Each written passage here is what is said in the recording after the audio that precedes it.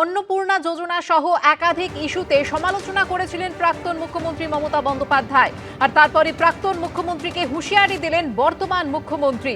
শুভেন্দু অধিকারী বললেন, ফেসবুকেই থাকুন, রাস্তায় যাতে বেরোতে না পারেন সেই ব্যবস্থা করব। আর কি বললেন তিনি, দেখুন। ফেসবুকেই থাকুন আপনি, বিকালবেলা আপনাকে রাস্তায় বেরোতে হবে না, আপনাকে রাস্তায় বেরোতে হবে না। রাস্তায় আপনি যাতে না বেরোতে পারেন তার ব্যবস্থাও আমি করব। আপনি বারুইপুর নিয়ে খেলতে গেছিলেন, গোল খেয়ে বাড়ি এসেছেন। আপনি হালির শহর নিয়ে চেষ্টা করেছিলেন, সেখানেও ডবল গোল খেয়ে বাড়ি এসেছেন। যত কথা কম বলুন, বিশ্রাম করুন, অনেক বয়স হয়েছে। প্রাক্তনকে রাস্তায় বেরোতে না দেওয়ার হুঁশিয়ারি মুখ্যমন্ত্রী শুভেন্দু অধিকারী। আর তারই পাল্টা হুঙ্কার দিলেন মমতা বন্দ্যোপাধ্যায়। গৃহবন্দী করতে চান, সরকারি অফিস থেকে হুমকি, বলছে বাড়ির বাইরে যেতে দেবে না। পোস্টে তিনি লিখেছেন, রাষ্ট্রপতি, প্রধান বিচারপতি ও জনগণের কাছে প্রশ্ন, এটাই কি সংবিধানের কল্পিত ভারত? প্রকাশ্যে আমার স্বাধীনতা হরণের হুমকি, সংবিধানের শপথ নেওয়া মুখ্যমন্ত্রী। এর মানে কি? গৃহবন্দী, ভয় দেখাচ্ছেন, না রাজনৈতিক প্রতিহিংসা? গণতন্ত্রের পক্ষে বিপজ্জনক। পাল্টা পোস্ট করেছেন প্রাক্তন মুখ্যমন্ত্রী মমতা বন্দ্যোপাধ্যায়।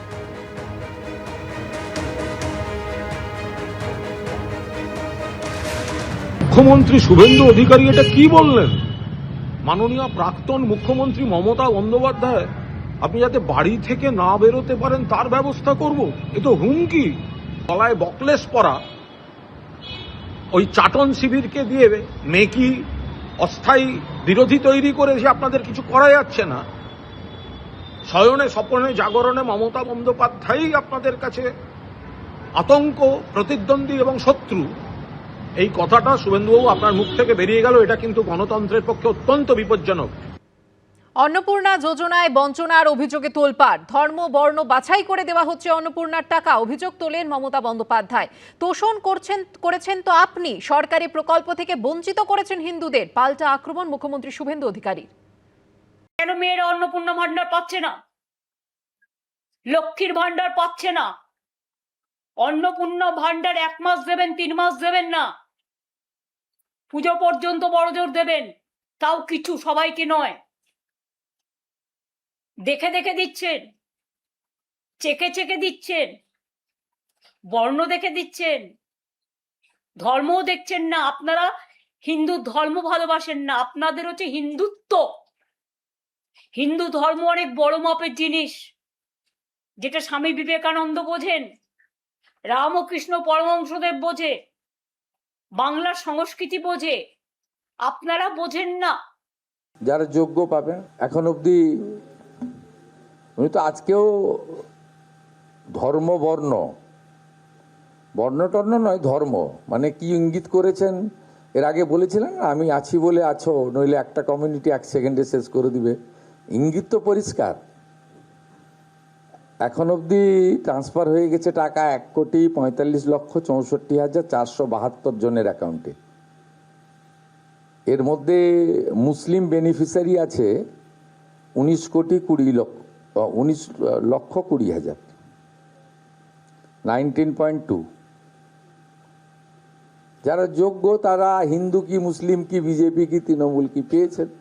উনি পারবেন নাকি দেখাতে সব করে? ফেসবুকেই থাকুন আপনি, বিকালবেলা আপনাকে রাস্তায় বেরোতে হবে না। রাস্তায় আপনি যাতে না বেরোতে পারেন তার ব্যবস্থাও আমি করব।